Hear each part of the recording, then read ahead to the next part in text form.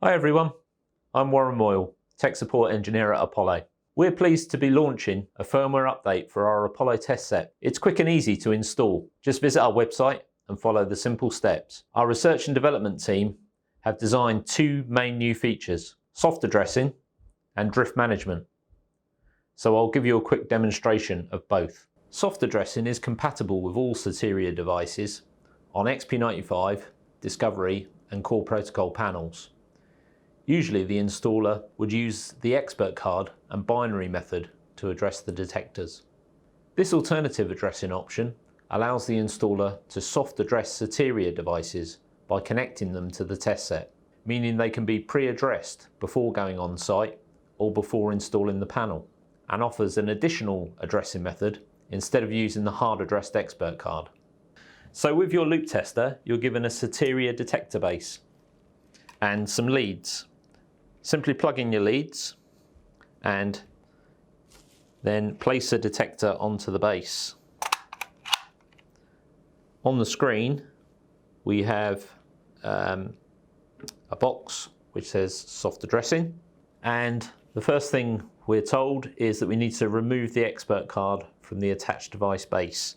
So we can't soft address a device with an expert card in the base. So we take the detector back off, remove the expert card,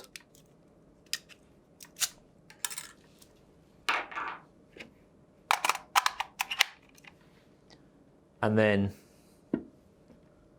hit the warning, we can place our first soft address. So manually set the first address. I'm going to set this one as 15. Press return. So our first device is addressed as number 15. And now we'll add our next device and we'll auto increment +1. So our next address will be 16. And when it turns green, we've set our soft address. And we can carry on with another device, and again if we're just going to auto increment,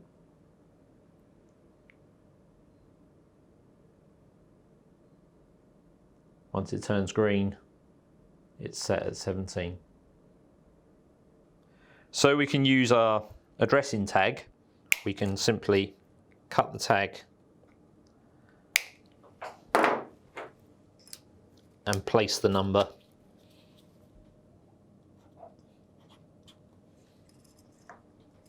Place the tag in the base, and this one's at address 15 that we've already soft addressed this device.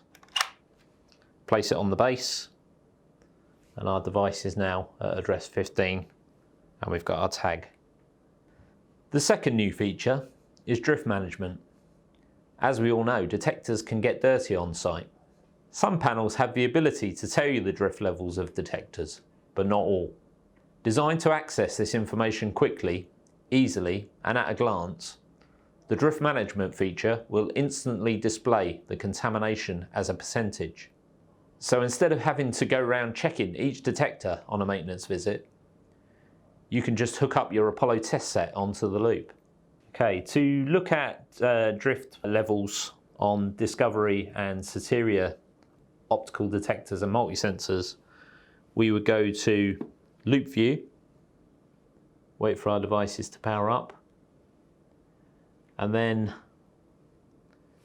slide in from the left and go for analog value and drift.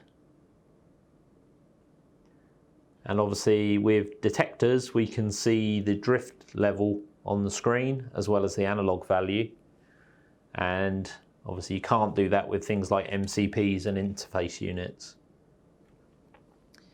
And then if we click on a particular device which has got a high drift level, we can see this is an optical detector with an analog value of 23 with a drift level of 73%. Anything above 50%, I would probably be tempted to go and maintain that device, and it would either be a clean of the device or to change it over for a new detector. And we could even switch on our detector LED just so we can find the device quite easily. I hope this helped explain the new features. For more information on our Apollo test set, please visit the product page on our website. We also offer a series of webinars on our loop tester, including an introduction to the Apollo test set, loop diagnostics, and loop view.